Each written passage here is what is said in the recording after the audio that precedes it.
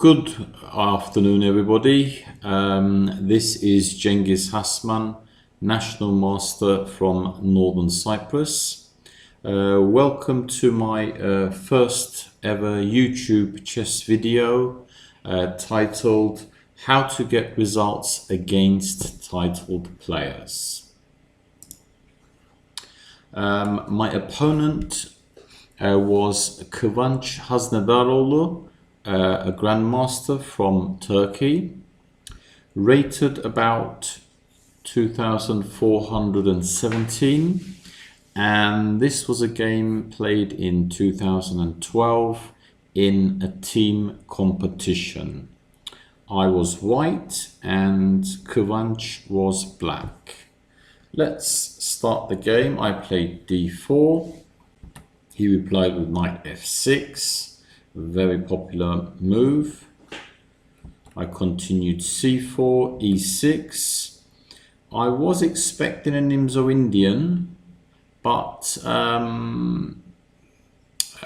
he played c5 instead of bishop b4, inviting me into a modern Benoni defense. I accepted this challenge. And he then pushed d6. We have a different pawn structure. It's not symmetrical. I have got more pawns in the center. I've got two central pawns against his one central pawn.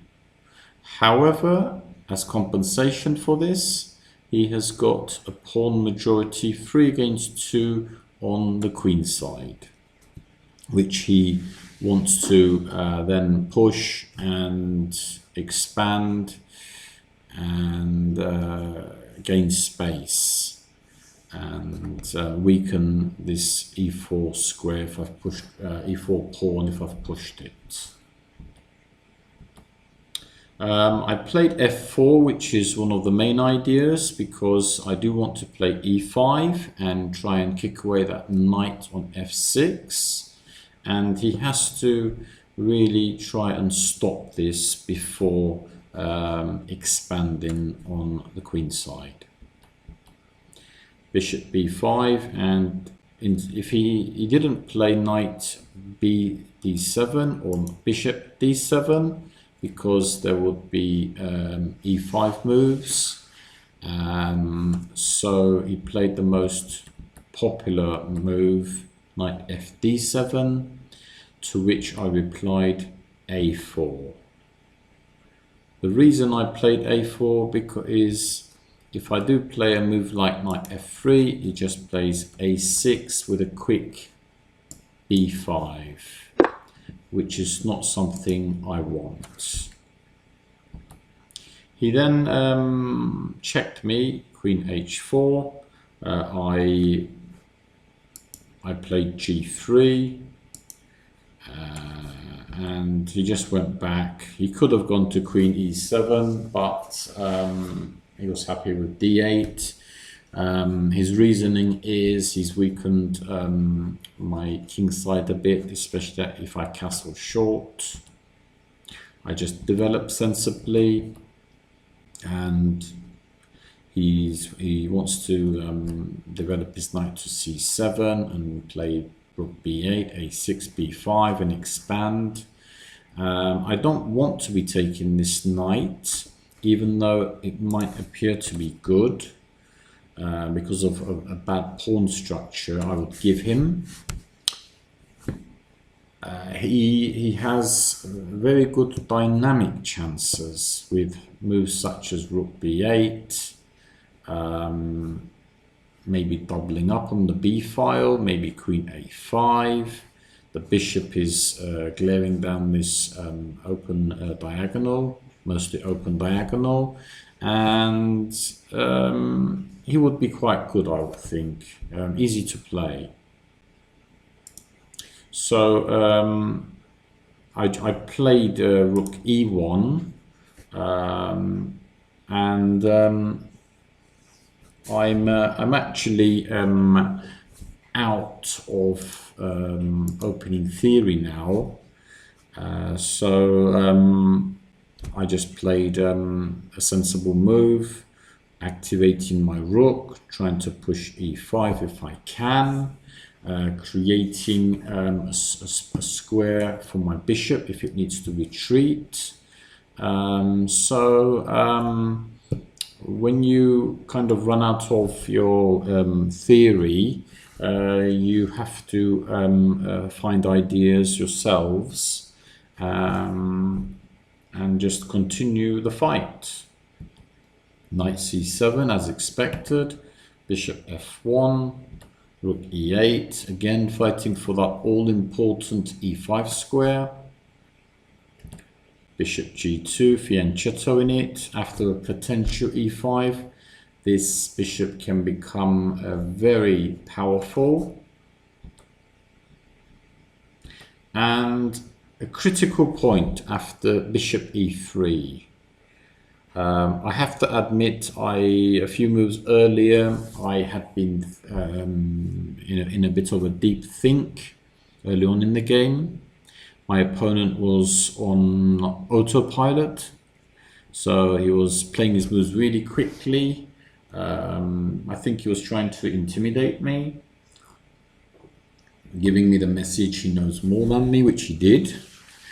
And I did say to myself that if I don't come up with something good, I'm just going to be blown off the board.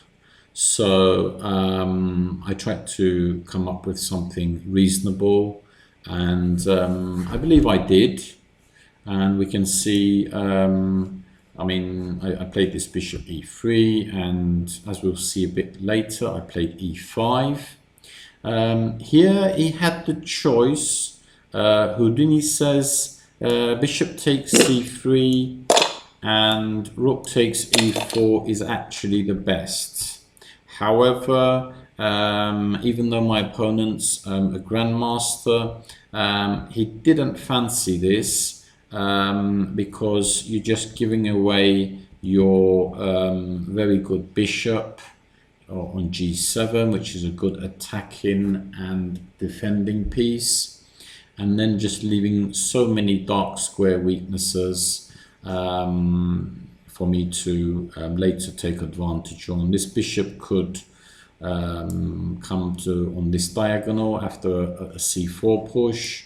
After this f pawn is pushed, it could come to h6 and combine it with the queen on the dark squares.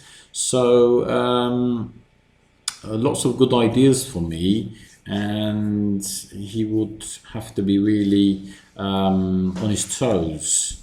So rightly so, he didn't go for this. Anyway, he played a6, and this is where I played my e5. And even though it's not usually a good idea to give your central pawn for like a c pawn, my reasoning was his pieces are cramped, they're not properly developed, some of them, whereas I just need to develop my queen, and I've completed my opening. So I was happy with this. Computer shows it's equal, and not bad. He took, I took, knight takes, and he took with a bishop, which looks natural, and I took with the bishop 2, and he played like a quick bishop f5, and the bishops do look quite nice like that from an aesthetic point of view. However, I don't think he really was prepared for this move, d6. And I mean, if he tries to play knight e6, he's losing his bishop. Again, the computer suggests bishop takes c3 as the best move, but as I said, it's not very natural from a human point of view. And the best he could find was the very unpleasant knight a8. and we can say I'm in the driving seat. And I play the correct knight d5. I mean, we can just see the difference between the two knights.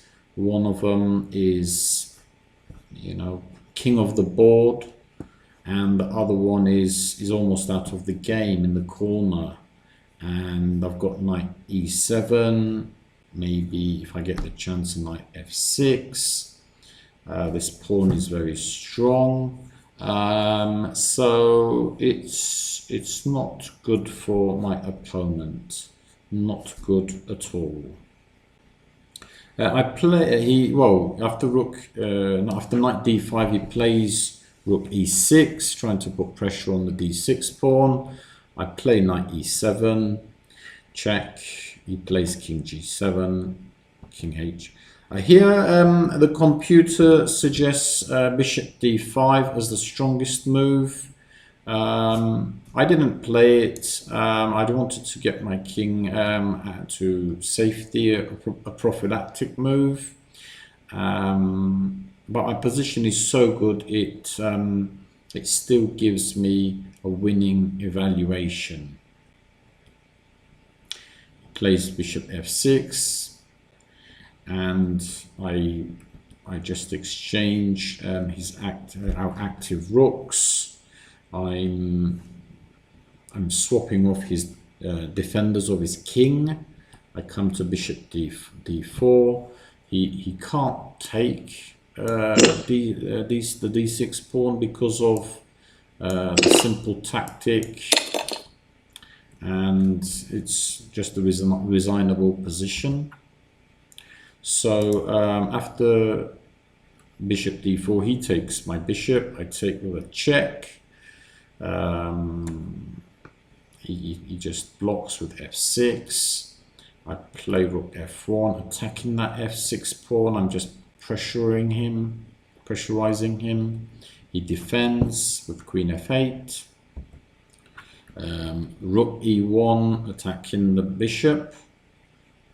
I've just got the initiative here, and again I'm swapping off one of his defenders. Bishop d5. He takes and says check. It's important to know when to exchange queens, and here is not the best time for me to exchange because my position is so good. I want to keep the queens on and play after knight d5, play rook e7, winning the queen. So this is my idea. So his moves are pretty much forced, and by doing that he's dropping the f6 pawn, which I'm happy to take. He plays king h6, I check, forced move, and then I'm happy to exchange queens because I've won a pawn. I've got a very active knight, and this extra pawn is about to queen, so he obviously has to take. And after king f7, you can pause the video and try and guess my move. It's just a nice positional move, just tying my opponent's arms. I just play a5, so I stop him from playing b6, because if he plays b5 or b6, I will just take either with en passant if it's b5, creating another passed pawn, or b6, just a takes b6. If he doesn't do anything, my king is just going to become active. I'm either going to go to next to the pawn to queen it, or go for these two pawns over here, and my opponent decided to resign. Now, what do I have to say about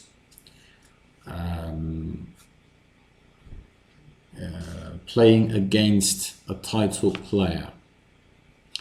it's very important to not underestimate yourself. This is very important. Don't underestimate your playing strength. So you should have confidence in yourself. And again, when playing against lower rated players, you shouldn't underestimate them. Try and keep a good balance. Focus 100% during the game. Get yourself motivated before the game. And play the position, not the player. My opponent, if we go back to the opening, it's around the time when I started to think here, because he was playing his moves quickly. I had a good think, and he sort of was away from the board for a bit.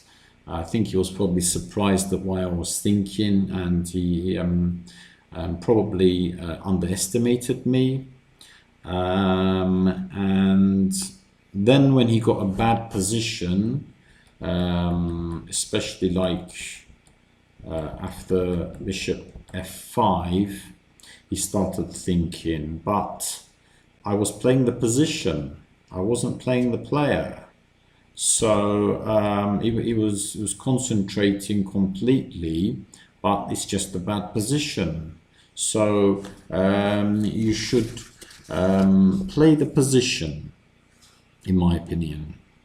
And I mean, I have obtained good results against title players, draws and wins, and I mean, these results they don't come overnight, to be honest. It is part of a process. I advise you to always play stronger or higher rated players than yourself. Don't be afraid to lose to them. Treat each game as a lesson. Just try and improve your performance game by game, and then you will get to a level where you can start getting draws and even some wins. So I hope you enjoyed my first video, and leave any questions or comments. Good luck in your own games. Thank you very much.